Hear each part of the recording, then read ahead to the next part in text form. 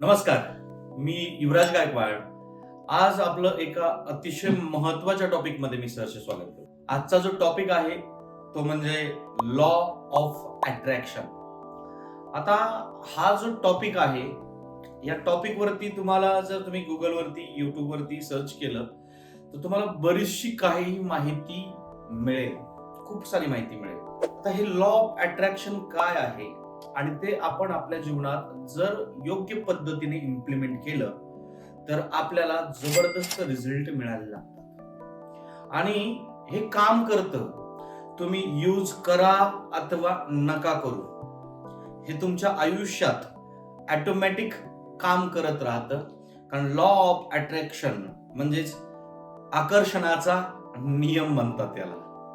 म्हणजे बऱ्याच वेळा आपण ज्या गोष्टी असं वाटतं की आकर्षण याचं करत नाहीत तरी त्याच गोष्टी आपण आकर्षित करत असतो, कारण ब्रह्मांडाला नाही हा शब्द कळत नाही बऱ्याच वेळा.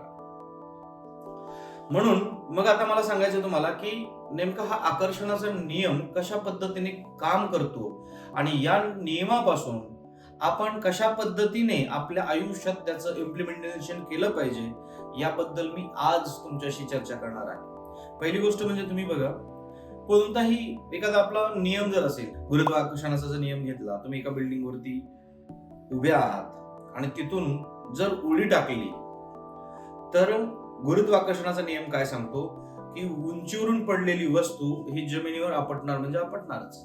मग ती वस्तू असेल, व्यक्ती असेल, काहीही असेल, वरून खाली टाकल्यानंतर ती वस्तू आपोआपच खाली येणार, हा गुरुत्वाकर्षणाचा नियम आहे. त्याच पद्धतीने अट्रॅक्शनचा नियम आहे. आपण आपल्या आयुष्यात आता जसे आहोत, जेही काही करत आहोत, ते सर्वच्या सर्व आपण आपल्याकडे अट्रॅक्ट केलेलं असतं. आज ज्या परिस्थितीतून आपण जातोय किंवा जे आपल्या आजूबाजूला घडतंय, सुख असेल, दुःख असेल, कुठेतरी त्याचं कनेक्शन आपल्याशी असतं. बऱ्याच वेळा आपण आनंदात असतो, त्यावेळेस आपण आनंदाच्या वेव्ज आपल्याकडे आकर्षित करत असतो. ज्यावेळेस आपण दुःखात असतो त्यावेळेस दुःखाच्या वेव आपण आकर्षित करत असतो.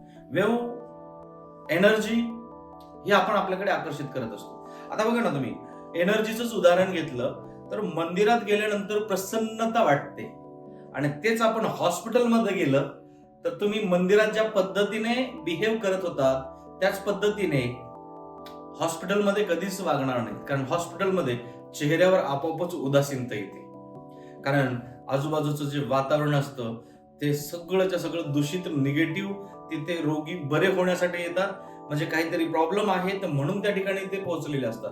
तसे मंदिरात सगळेच्या सगळे एकदम आनंद किंवा काहीतरी मागण्यासाठी, ईश्वराचा आशीर्वाद घेण्यासाठी गेलेली माणसं असतात. आणि हा लॉ ऑफ अट्रॅक्शन आहे ना, जर तुम्ही बारकाईने विचार केला तर ह्या कशा पद्धतीने काम करतो ते सांगण्यापूर्वी मला तुम्हाला हे सांगायचं आहे की हे विश्व जे आहे ना, हे विश्व ज्या पासून बनलंय ते म्हणजेच एनर्जी. Everything is energy. म्हणजे जर समजा एखादा व्यक्तीची डेथ झाली आणि डेथ झाल्यानंतर त्याची म्हणजे अस्थि वगैरे त्याला पेटून दिल्या जातात वगैरे, मग त्यानंतर हाड राहतात किंवा माती राहते. त्या मातीच्या खाली जर आपण अधिक जर परीक्षणाच्या खोलूपर्यंत जर पोहोचलो तर फक्त एनर्जी शिल्लक राहते. आणि तसं जर आपण अगदी ब्रह्मांडापर्यंत जरी पोहोचलो तरी ब्रह्मांड हे नेमकं काय आहे, तर एनर्जीचं प्रतीक आहे. जर आपण जर आनंदी असू तर आपण आजूबाजूला आनंदाची एनर्जी आपण खेचत असतो, आणि जर आपण दुःखी असू तर दुःखाची एनर्जी आपण आपल्याकडे आकर्षित करत असतो. लॉ ऑफ अट्रॅक्शन बद्दल एक खास आणि एक चांगलं उदाहरण मला तुम्हाला सांगता येईल की आपण मंदिरात जातो. कारण आता आपल्या हिंदू संस्कृतीमध्ये जर तुम्ही बघितलं तर लोक मंदिरात जातात आणि देवाच्या पाया पडतात, आशीर्वाद घेतात. परंतु बऱ्यापैकी लोक देवाकडे मागायलाच जातात. आता मागायला जातात म्हणजे काय करतात की देवा, मला अशा प्रकारची गाडी हवी आहे, अशा प्रकारचा बंगलो हवा आहे, मला हे हवं आहे, मला ते हवं आहे. देवाकडे आपण मागत असतो आणि ते एक दिवस मागत नाहीत, आपण डेली, दररोज. आणि जे आपल्याला आवश्यक असतं ना ते नक्की मागत असतो. याचा जर तुम्ही विचार करत असाल तर लॉ ऑफ अट्रॅक्शन कशा पद्धतीने काम करतं. देव कार्य करतो म्हणजे काय, कारण की त्या देवावरती तुमची श्रद्धा आहे. लक्षात ठेवा, श्रद्धा आहे, त्याच्यामुळे ते वर्क होतं. म्हणजे तुम्ही जे मागता ना ते तुम्हाला 100% मिळतं. म्हणजे तुम्ही देवाकडे प्रथमतः गेलात तर बघा, हा लॉ ऑफ अट्रॅक्शनचा नियम कशा पद्धतीने काम करतो.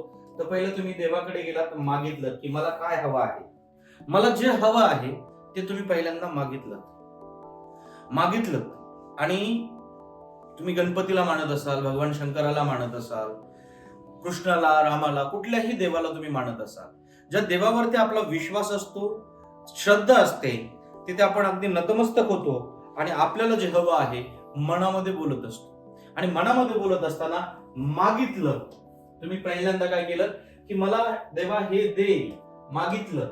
आता हे मागितलेलं जे काम कशा पद्धतीने करतं की त्या देवावरती तुमचा विश्वास किती आहे, म्हणजे बिलीव्ह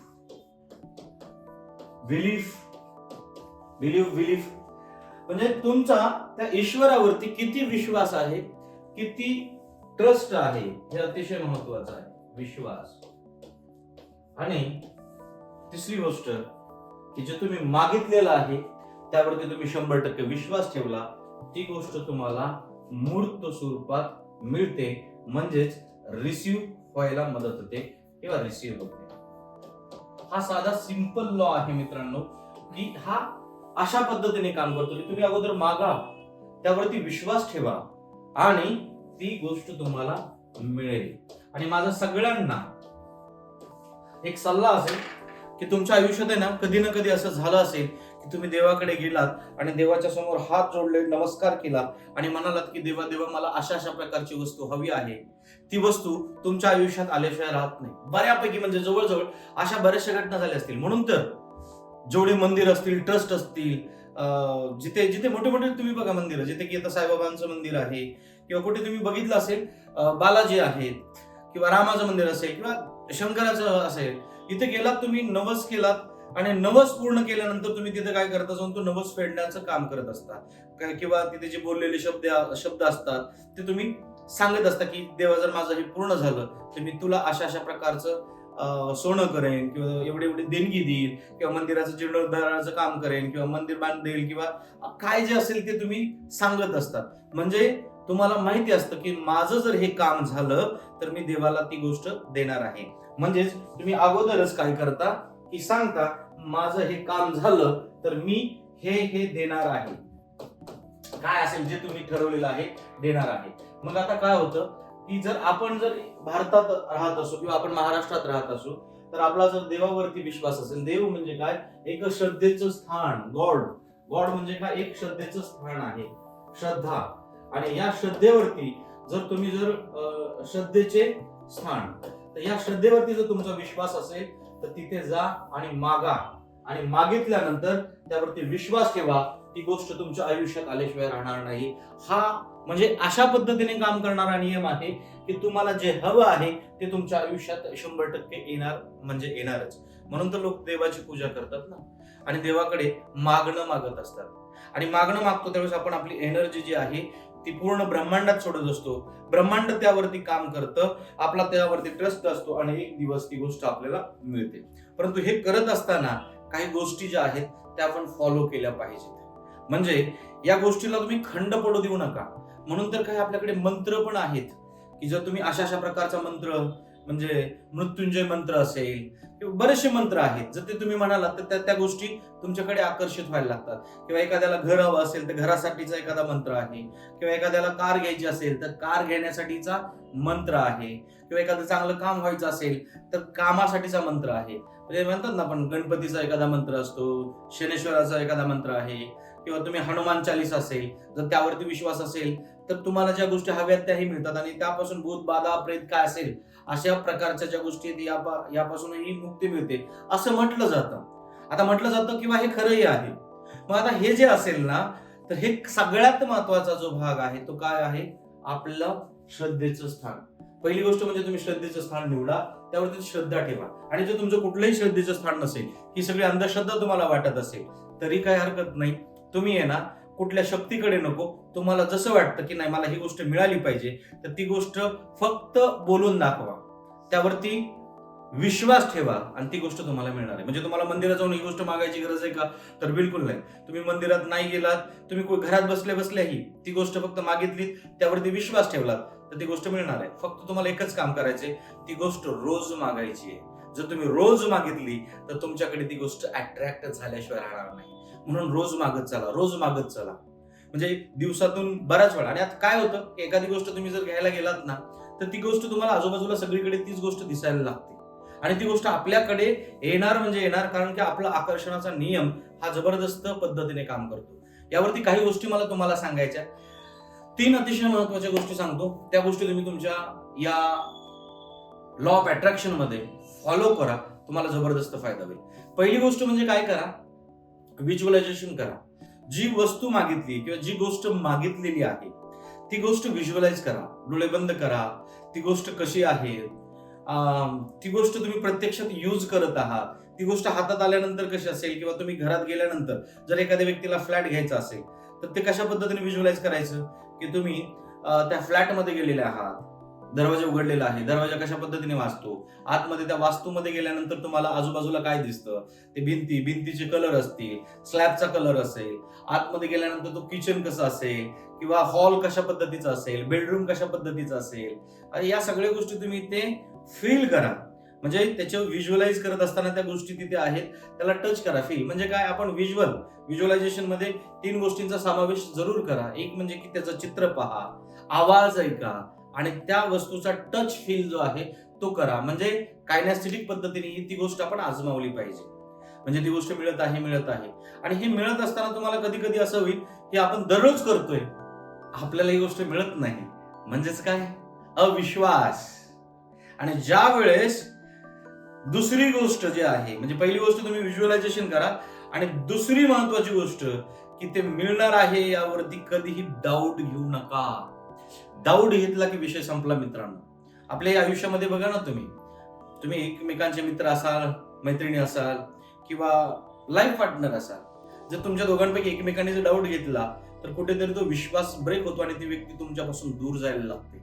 म्हणून मित्रांनो, डाऊट घेण्यापेक्षा, म्हणजे जी वस्तू मिळणार आहे त्या वस्तूच्या बाबतीत डाऊट घेण्यापेक्षा त्यावरती ट्रस्ट ठेवा की ही गोष्ट मला मिळणार आहे. आणि लक्षात ठेवा, प्रोसेस आहे. कधी कधी तुम्ही ज्या वेळेला मागितलेली गोष्ट आहे ती मागे पुढे होऊ शकेल, फक्त मिळणार एवढं मात्र नक्की. आणि तिसरी गोष्ट करा, ते म्हणजे जी वस्तू तुम्हाला हवी आहे त्या गोष्टीचं काय करा, एखादं चित्र काढा. चित्र काढल्यानंतर त्या खाली लिहा आणि त्या चित्राच्या काही प्रिंट काढा आणि त्या प्रिंट जिथे जिथे तुम्हाला लावायच्या तिथे तिथे लावा. म्हणजे की तुम्ही घरामध्ये असाल तर तुम्ही छताला चिटकवा किंवा भिंतीला चिटकवा किंवा ज्या ठिकाणी तुम्हाला आवश्यक आहे त्या ठिकाणी तुम्ही चिटकवा. म्हणजे पहिली गोष्ट व्हिज्युअलायझेशन करा. व्हिज्युअलायझेशन ज्या वेळेस करत असाल त्यावेळेस व्हिज्युअल, ऑडिओ आणि कायनेस्टिक पद्धतीने करा. म्हणजे 3 गोष्टी, म्हणजे ते फील झालं पाहिजे, जे आपल्याला हवं आहे ते फील झालं पाहिजे. दुसरी महत्वाची गोष्ट की त्यावरती कधीही डाऊट घेऊ नका की मला हे मिळेल की नाही मिळेल, हे मला मिळणारच आहे यावरती विश्वास ठेवा किंवा मिळतच आहे यावरती विश्वास ठेवा. आणि तिसरी महत्वाची गोष्ट की जी गोष्ट हवी आहे त्याचं चित्र बनवा. त्या खाली लिहा की तुम्हाला कोणत्या दिवशी कोणत्या डेटला हवा आहे आणि ते चित्र आजूबाजूला तुम्ही तुमच्या ऑफिसमध्ये, तुमच्या डेस्कटॉपला, तुमच्या घरामध्ये किंवा तुमच्या आजूबाजूच्या लोकांना सांगून ठेवा की मी ही वस्तू घेत आहे, मिळत आहे मला आणि मला ही गोष्ट फार आवडते. त्या गोष्टीचं कौतुक करा. ती जर गोष्ट तुम्हाला आजूबाजूला दिसली तर ती गोष्ट तुमची आहे किंवा तुमच्याकडे येत आहे, त्या गोष्टीबद्दल तेवढं अट्रॅक्ट करा म्हणजे ती गोष्ट तुमच्याकडे येईल. आणि ही गोष्ट जी आहे नॉट ओनली थिंग्स वरती काम करते, तर ही तुमच्या आयुष्यात सगळीकडे काम करते. प्रत्येक गोष्टी म्हणजे दृश्य स्वरूपात, अदृश्य स्वरूपात ज्या गोष्टी आहेत या प्रत्येकावरती ही गोष्ट काम करत राहते. म्हणून लॉ ऑफ अट्रॅक्शनचा जर नियम तुम्हाला इम्प्लिमेंट करायचा असेल तर पहिल्यांदा मागायला शिका, त्यावरती विश्वास ठेवायला शिका. ती गोष्ट मिळणार म्हणजे मिळणारच. मग तुमच्या रिलेशनशिप मध्ये असेल, तुमच्या कामाच्या बाबतीत असेल, तुमच्या बिझनेसच्या बाबतीत असेल, तुमच्या फायनान्सच्या बाबतीत असेल, तुमच्या एखादं कुठलंही उदाहरण, तुम्ही तुमच्या आयुष्यात जे जे प्रॉब्लेम्स असतील त्या प्रॉब्लेम वरती सर्वात बेस्ट सोल्युशन म्हणजे लॉ ऑफ अट्रॅक्शन. बऱ्याचशा गोष्टी आपल्याकडे ज्या येतात, बऱ्याचशा म्हणजे सगळ्याच गोष्टी जर आपल्याकडे येतात ना, त्याचं एकमेव उदाहरण म्हणजेच लॉ ऑफ अट्रॅक्शन. म्हणून आजपासून मित्रांनो ठरवा, हा व्हिडिओ पाहिल्यापासून कदाचित आज यातून मला जेवढ्या गोष्टी तुम्हाला समजून सांगायच्या आहेत त्या मी सांगितलेल्या आहेत. आणि जर तुम्हाला लॉ ऑफ अट्रॅक्शन हा विषय जर आवडला असेल ना, तर नक्कीच आमच्या चॅनलला सबस्क्राईब करा. त्याचबरोबर सबस्क्राईब केल्यानंतरही थांबू नका, व्हिडिओला लाईक करा, शेअर करा आणि जे नोटिफिकेशनचं बार असतं, बटन असतं, त्यावरती क्लिक करा. आणि आय बटनमध्ये बरेचसे व्हिडिओज आहेत, तेही पाहायला विसरू नका. गुगलला गेला तुम्ही, युवराज गायकवाड पब्लिक स्पीकिंग कोच टाकलं तर तुम्हाला अजून बरीचशी माहिती आमच्याबद्दल मिळू शकेल. आज आपण हा लॉ ऑफ अट्रॅक्शनच्या व्हिडिओला फार चांगला प्रतिसाद द्याल अशी आशा व्यक्त करतो आणि या ठिकाणी थांबतो. धन्यवाद. Thank you God.